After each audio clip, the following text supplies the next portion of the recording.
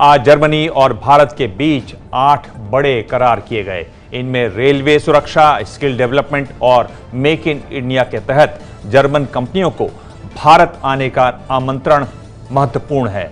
अब से आधा घंटा पहले प्रधानमंत्री नरेंद्र मोदी स्पेन के लिए रवाना हो गए। पिछले 30 साल में स्पेन जाने वाले वो पहले भारतीय प्रधानमंत्री हैं।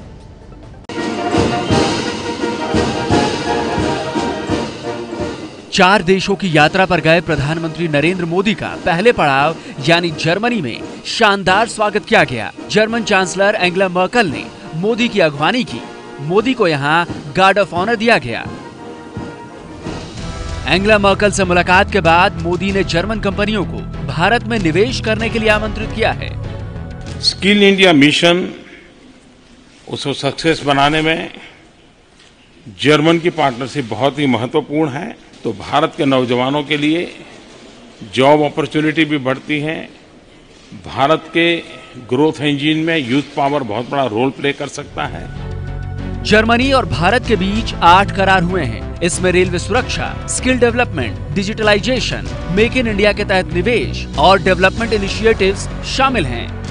आतंकवाद और अतिवाद को बड़ा खतरा बताते हुए पीएम मोदी ने इनके खिलाफ लड़ने के लिए एकजुट होने का आह्वान किया। अपने बयान में पीएम मोदी ने आतंकवाद का 7 बार जिक्र किया।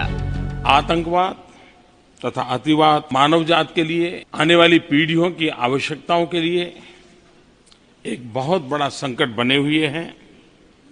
मानवतावादी शक्तियों का एकजुट होना समय की मांग है। पिछले कुछ वर्षों में दोनों देशों के बीच शिक्षा के क्षेत्र में भी संबंध मजबूत हुए हैं।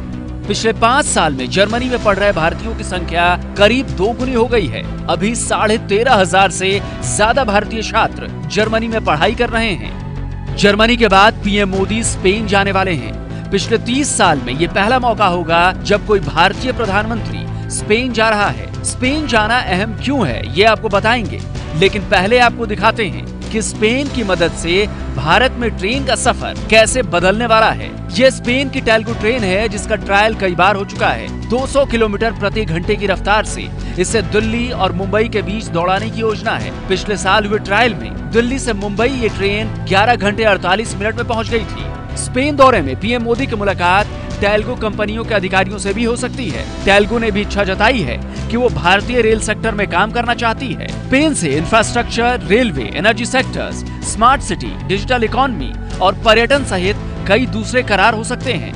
2016 में दोनों देशों के बीच 3,365 करोड़ रुपए का कारोबार हुआ है। और जर्मनी में अपनी यात्रा के फौरन बाद प्रधानमंत्री नरेंद्र मोदी ने ट्वीट किया, धन्यवाद जर्मनी। उन्होंने अपनी यात्रा को बहुत सकारात्मक बनाया। ये है एबीपी न्यूज़, आपको रखे आगे।